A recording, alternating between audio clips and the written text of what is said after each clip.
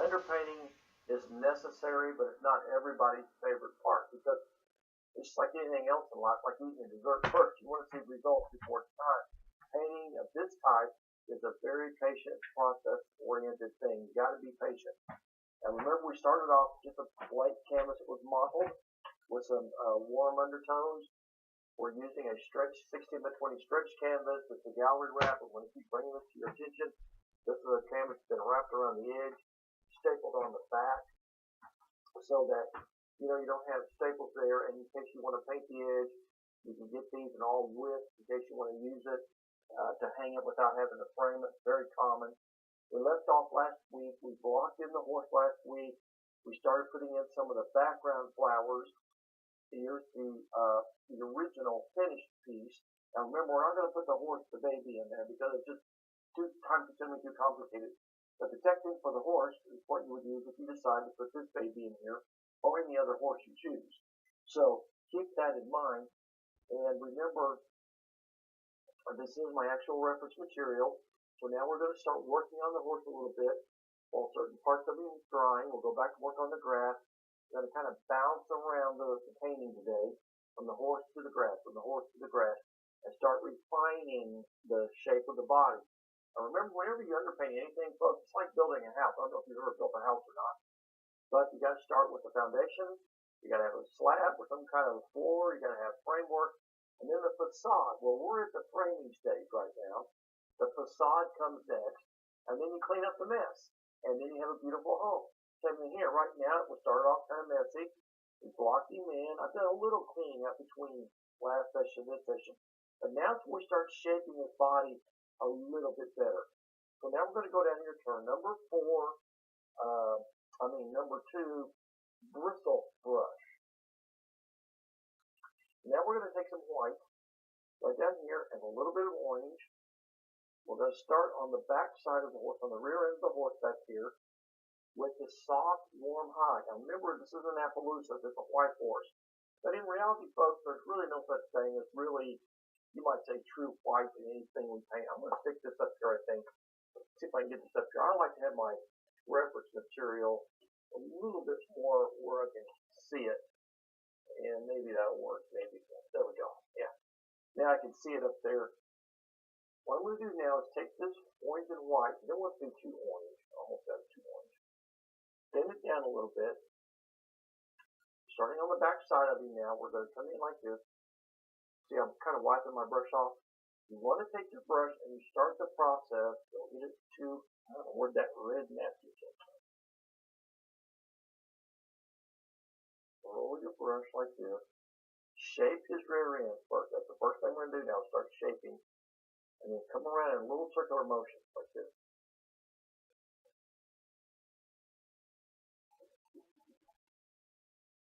Shape the body. Feather this in. This is how you're going to start building the highlight on this horse. This, by the way, just for the record, same technique you use for portraits, figures. Also, for the record, when you look at this horse back here, now notice the little dip. This is an important step. I'm going to point this out. See, if the horse comes up, dips in right there. That's the curve between the left side and the right side of the body.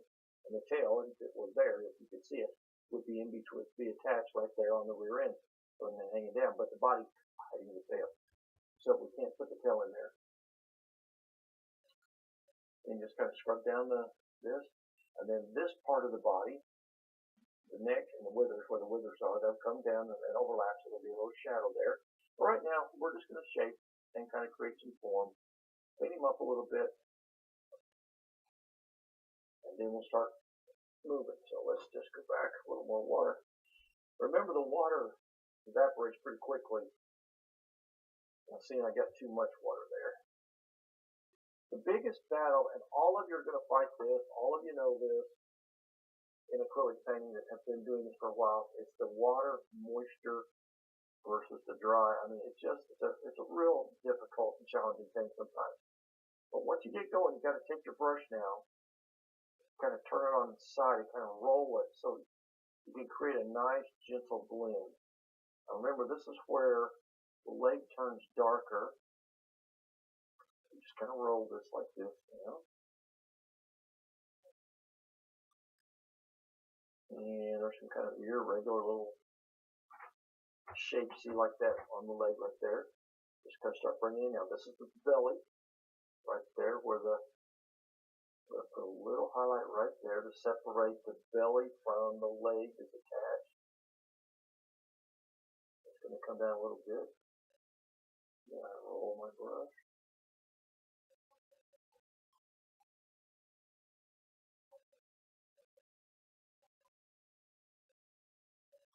And we just keep working in here, creating these nice subtle blends. And notice how I'm allowing some of the background to show through, so it's not just a pure color. It's got a little graying going on there.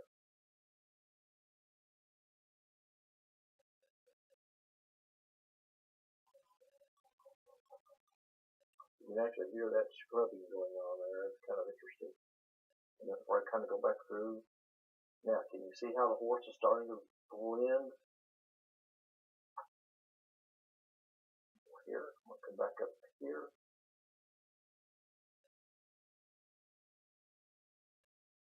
Start coming down.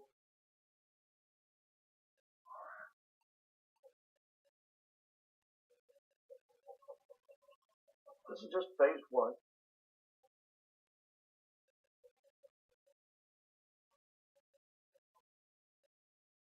Because up in this area right here, it's got some browner tints to it.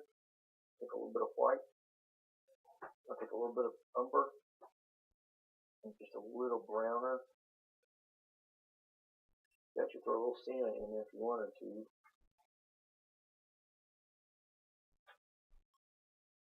Wipe some of it off. Now up in here, I'm just going to kind of see it's kind of a browner tint.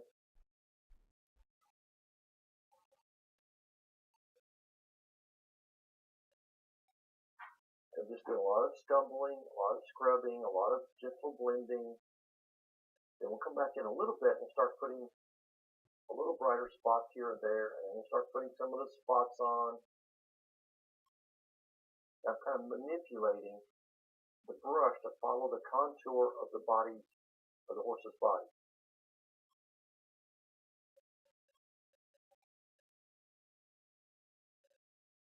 Okay, so now this leg, as it comes up here, it's got to join on right through here. And then there's all kinds of little muscles that you have to kind of, there's a muscle right here, that first part of the neck muscle that joins onto the torso. We're going to come down here and kind of scrub some of that in. Maybe some shadows as well. So for the first few minutes here, it's just about kind of getting basic forms and shapes within the horse's body. Then you come back and start accenting, highlighting, moving things around a little bit. But can you see that cool looking already? Even at this stage, it's looking pretty cool. It goes along pretty fast, actually. Okay, now let's say right up through here. Gotta be a little careful. These are the areas that pop out where the sun's hitting, these little raised areas, muscle and bony structures. A little highlight right there where the leg is, separate from the body. Actually, this upper part of the leg right there is a little lighter, so that it'll show up against the shadow that's creating right there. That's the separation shadow from the leg that's attached to the body.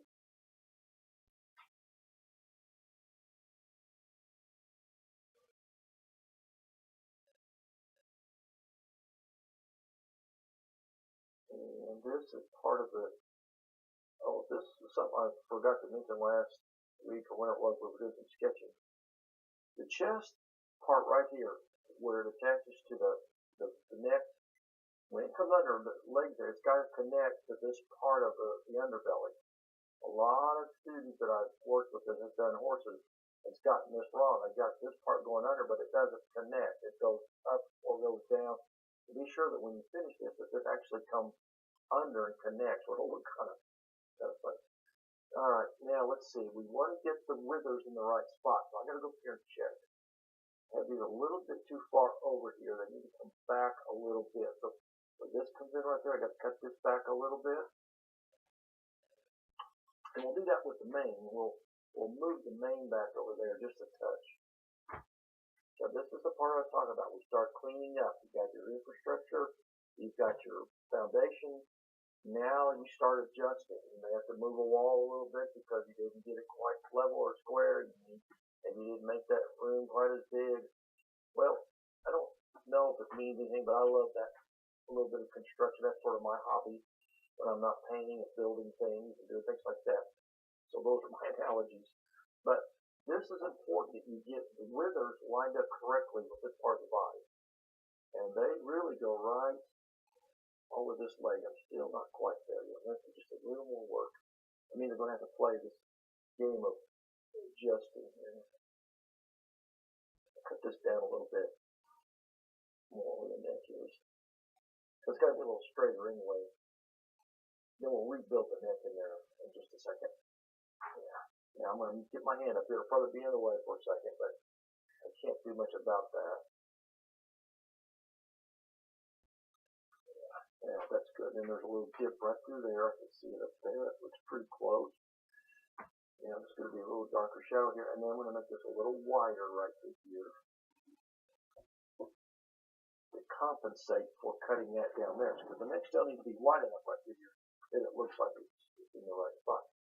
Okay, now I can pull this back on down here and then bring this up right there where it starts to bend.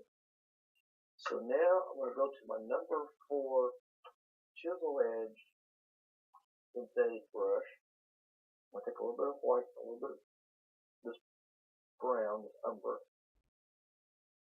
Now I'm going to use a little cleaning up here. So this is where I'm going to pull in. I can take my brush and pull inward. And the reason for that is I can have better control with shaping this. So where his withers come up right there, be a highlight. Pull down. And then they start to hook down like that. Okay, that'll be the top of his withers. I want to make sure I get the point just about right. Okay, it's lined up almost perfect. Okay, now I can pull this on back into here. Now this means you may have to go back to a little grass work. Yeah, there you go. See, what you may have to do is sometimes, see, so where I've got this little smudge going on right there, but I don't want that. I'm going to raise this up a little bit until I get the exact shape I want. Then I'll come back and put a little more grass back in it. So what I'm trying to get across to all of you is that painting like this is a process of elimination. Sometimes you just got to build, rebuild, adjust, move things around until you get it like you want it. And it just takes a little effort, but eventually you'll get it. Okie dokie. There's about there. Well, I got some paint on my brush. I'm just going to really use it up here, brighten that up a little bit because I need to anyway. I'm just kind of feathering in this highlight as it comes down his shoulder right there. Square up his hip just a little bit. By the way, that's another thing I want to tell you about horses. Most of the animals don't have really rounded hips like a lot of people think. Cows, horses, they have what's called a square round, which means it's rounded, but it's done in sort of segments to make the illusion of roundness.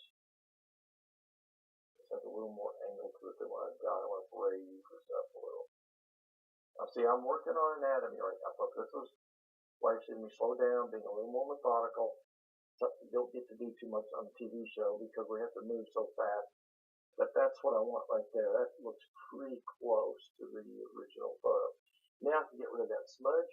So quickly, while I got this brush in my hand, I'll take a little bit of the hooker's green, maybe a touch of orange, get back to just a similar greenish tint that we had in the background. Now I just come in here and I pull up, and you can kill that. So you just pull right up against the horse, and that gets rid of that smudge if it's too much. If you have one, a little along here. And that's how you just go back there and clean it up a little bit. It's kind of fun to learn how to go back and fix things when it's necessary. And even around the back side here, if you have to go around and clean that up a little bit. And there we go. That looks pretty good. Okay. Now, after that's done, you probably have to do the same thing on the main. It's a little too tall right there. You got to thin it down. It's right through here where it's got to thin down. So take a little bit of the green, a little bit of white. Once we have our shaping done, then we can get right back to work on highlighting. And then in our next program, next time, we will put the final highlights and the details in the grasses, and you'll have a beautiful thing. I'm telling you, folks. If you haven't painted many horses before, and just this is something you've got to try. You just have to try it. It's really more exciting and fun and easy than you think. So all I'm doing now is just cutting down the mane so that it fits the configuration of this figure a little bit better. And by pulling in like this, I'm mimicking the hair strokes. And then you can come back and rebuild that little bit of grass back there behind him a little more later. You can do a lot of things with back painting. I call it back painting, where you back into your object. This is an impressionist technique, by the way. Most impressionists do a lot of this back painting. Sometimes they'll draw the object in, and then they cut in with the background, the shaping, and that's kind of what we're doing here. Okay, that's probably enough. I will probably do a little more on that behind the scenes after we end this show. I'll clean that up a little more. Okay, now I'm pretty pleased with the basics on this. Now I'm going to let this cure for about 2 or 3 minutes. While we're doing that, I'm going to go here to the grass now. Like I said, we're going to bounce around a little bit. Now I'm going to my number 6 bristle brush. I'm going to take a little bit of Hooker's green and purple. I'm going to make a pretty deep shadow color. Hooker's green and purple. That's pretty much all you need for a shadow on green grass like this. Now you want to go right underneath the horse here. That'll be the cast shadow. If you can see in here without all the flowers here, you can see it's darker right underneath in here. That's the cast from the horses, and then you can add your flowers. And I'll get you started on your flowers. You can just add as many as you want to. So right now, just take your brush using the same technique we used for putting the original underpainting on, and you just make this a little darker underneath it like this. Now, by the way, be sure you're feathering it so there's no hard edge.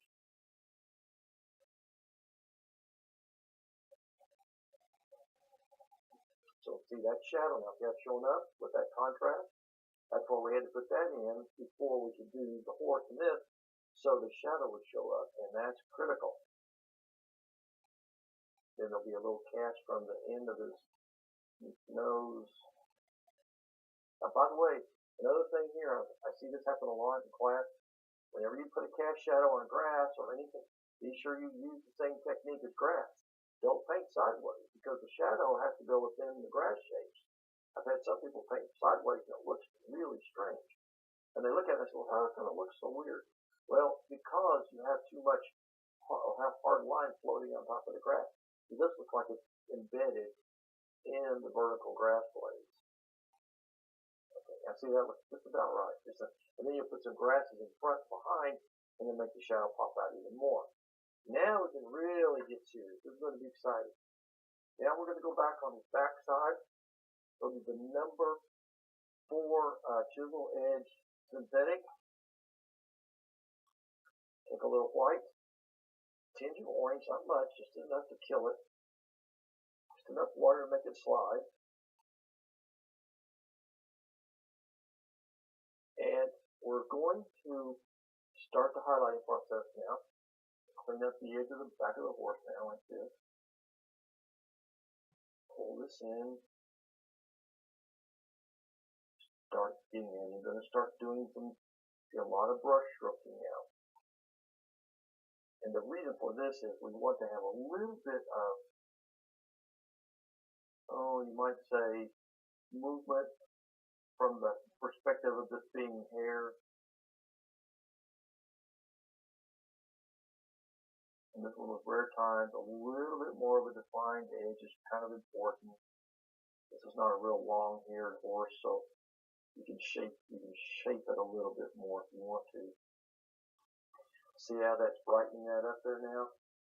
And then you gradually feather this in. Now starting up here, a lot of overlapping strokes.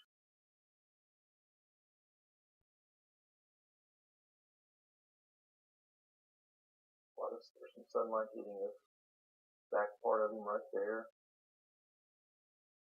It'll come down in like this.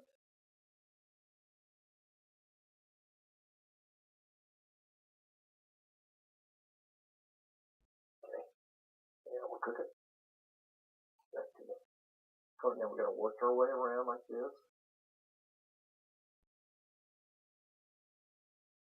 Keeping an eye on not covering it up solid.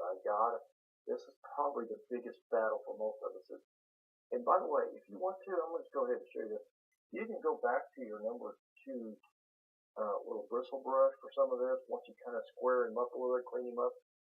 A lot of people like this little round blending technique like we did earlier. The problem with it is sometimes as you go overboard with it, and you rub little holes in it, if you keep moving, you don't get stuck in one area for too long. There's no doubt this is a great technique. But you can almost get it too smudgy, too soft, and it doesn't look as good sometimes. So if you do this technique, and I'll go ahead and do this a little bit, it's great for maybe this area a little bit where it's a little more solid, and this area here.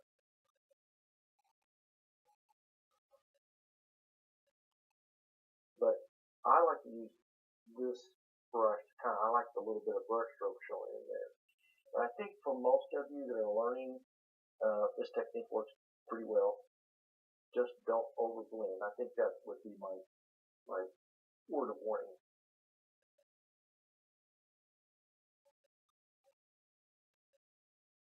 So now gradually working down because we want to go from a light to a dark. So the shadow's going to move on down.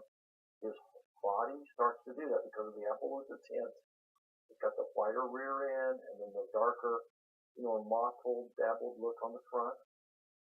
So we kind of bring this down like this, kind of roll it into the main part of the body, highlight a little bit where the leg is there.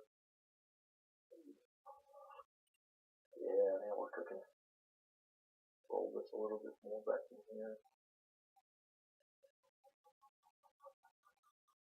We want this to be just a little, not quite so dark. Right there we go. You just want that soft, subtle shadow right there. He's really looking good.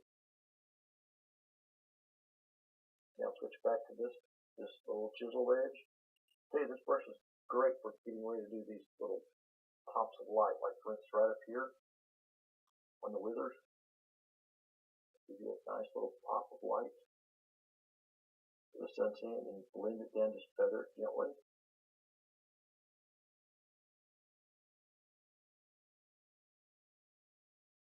And you can take your finger and kind of blur it a little bit. There's nothing wrong with that. See, that gives you that little sunlight thing. That kind of helps form that top part of it right there. Okay, now in this part of him, right in this area right through here, we need to have more of a mottled color. So we go back to the number 2 bristle, add a little umber to the white to make this sort of a dull tan. Now you're just going to go in here and you're going to kind of model this color. Just kind of stumble it through here like this.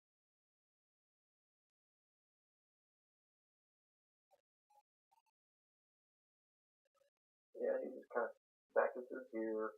You want to get some of these warmer, scattered brown tints in here to make it look a little bit more like the little spots starting to appear. Really pretty fascinating. See, by skimming the surface and allowing some of the underpainting to show through, you literally now at this point create the muscles, you can create the suggestion of hair, you can create so many cool things. It just brings that one little highlight right there and that little shadow makes it look like the neck muscle. Well, it's shown up here. In fact, I'm just going to go ahead and get this now. Bring it down so you can see how it's going. See, there's that little shadow I was talking about. Little highlight right there. And we got this little highlight there, which is going to be right up here. So we want to brighten this little spot right there. So all you do if you have your photograph, look for the hot spot, what we call the high spots, the little areas, like on the front of his leg right there. Should be a little brighter spot too. And so I want to brighten that up a little bit. And you leave these little shadows in here to create the tucks and the bends and the folds. There's a little highlight on the top of his head back here. It's really interesting. So you'll see right there's a little highlight right there. That'll be the little highlight on the very top. And that's where his eye is right there. Just put a little highlight like that. Bring his blurred a little bit so there's the top of his head. And a little bit on his nose right there. You don't have to get too carried away yet on this. We can play with that a little next time. As usual, folks, we're about to run out of time. Checking our clock over there. And we are about to run out of time. So what I'm going to do is challenge you to do this. Get your horse as far as you can in phase 1 of the underpainting stage, which is what this is in terms of highlighting. And you can see here, we've got to put the spots on, a little more color, then we'll put the grasses and a few flowers. Really, folks, this is already turning out to be a really pretty painting. You want to just continue to do quite a bit of, see like down here on the head, you just take and make little strokes. Just little mottled strokes. It'll look like little muscles in the face. It'll look like all kinds of really neat effects. And you don't have to work that hard at it. So just kind of stumble and scrub and blend and kind of take your finger and do a little blurring. And I guarantee you it won't be long. It'll look just like a horse and his skin and his muscle. Just don't make it too solid. Be objective. Stand back every once in a while about the 6-foot rule and you'll be okay. Thanks for joining. It's been so much fun. One more Let's Play. This one's finished. I know you're going to love to see it. God bless you. Stay inspired. Keep painting. I'll see you real soon right here on another session of Paint This with Jerry Arnett.